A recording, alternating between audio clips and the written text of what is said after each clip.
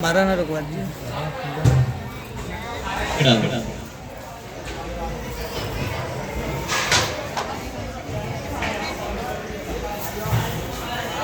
आप अपना दाहिना हाथ उनके हाथ में दे देंगे ऐसे।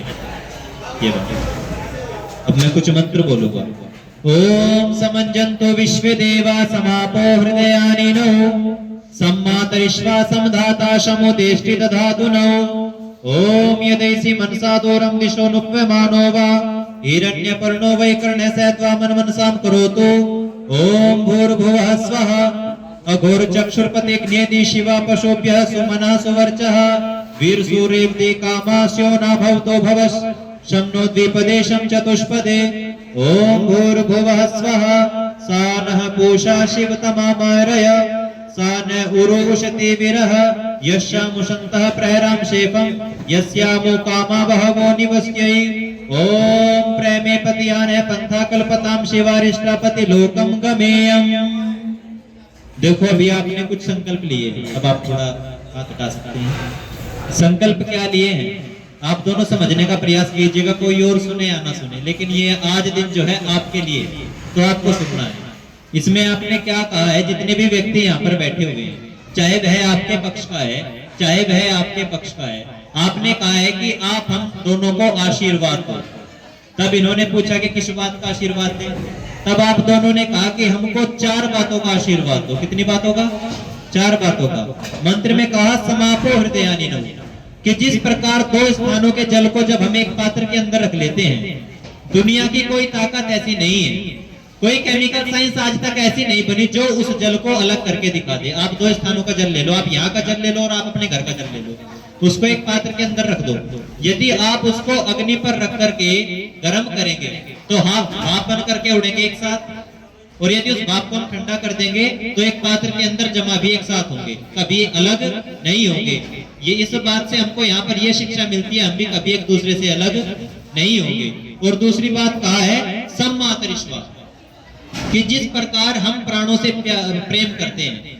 देखो जब व्यक्ति को कुछ समय के लिए भोजन नहीं मिलता तो कुछ समय के लिए जीवित रह सकता है।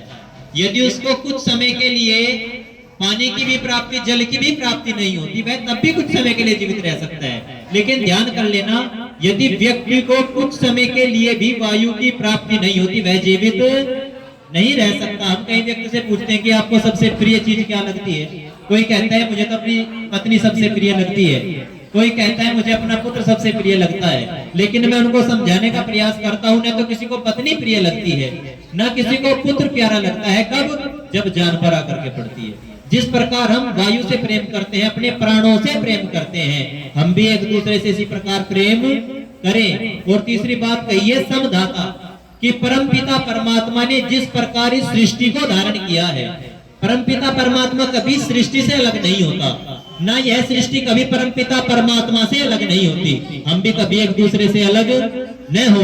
और चौथी बात बड़े गजब की कही है, आज परिवारों के अंदर वो घटनी चाहिए। क्या बात कही है? समूह देश धातु, कि जो संबंध एक वक्ता और श्रोता का होता है, आप सभी ध्यान से सुनने का प्रयास कीजिए, जो संबंध एक वक्ता और श्रोता का होता है। देखो जब एक अच्छा वक्ता बोलता है तो श्रोता उसको बैठ करके आराम से सुनते हैं ना जी।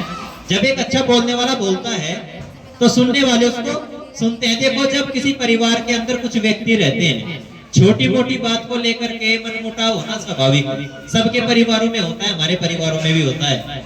यदि किसी बात को लेकर के थोड़ा मनमुटाव हो जाए और उस बात को लेकर के पति क्रोधित हो जाए और क्रोधित होकर के वक्ता बन जाए, बोलने लगे, तो वहां पर आपको शांति का परिचय देना है, एक अच्छा श्रोता बन जाना है। वहां पर अपने आत्मसम्मान को बिल्कुल भूल जाना है, एकदम चुप होकर के पति की बात को सुनो। और यदि किसी बात को लेकर के आप द्रवित हो जाए, क्योंकि पत्नी का स्वभाव थोड़ा उग्र होता है। मैंने पूछा एक व्यक्ति से, जी आपको सबसे ज्यादा डर किससे लगता है? मुझे तो अपनी पत्नी से ज्यादा डर लगता है।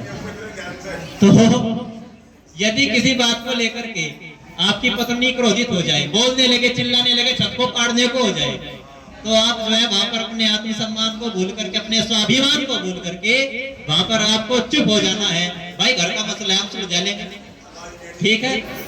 ये संबंध यदि पति पत्नी में घटेंगे तो गृहस्थ रूपी गाड़ी चलेगी ठीक ठाक। नहीं तो हमने देखा है 5वें दिन लट बजते हमने खूब देखा है समाज के अंदर। तो इन 4 बातों को लेकर के यदि आप जीवन को जियोगे तो आपका गृहस्थ बड़ा सुखमय होने जा रहा है। और इन्हीं बातों को लेकर के हमारे बहुत प्रसिद्ध भजनोपदेशक हुए हैं मेरठ के, बड़े विद्वान भजनोपदेशक थे शोभाराम प्रेमी जी। आप सभी ने उनका नाम सुना होगा। उन्होंने कुछ पंक्तियां लिखी थी, मैं आपको वो पंक्तियां बाद में सुनाऊंगा। अभी आचार्य जी जो है दिशा निर्देश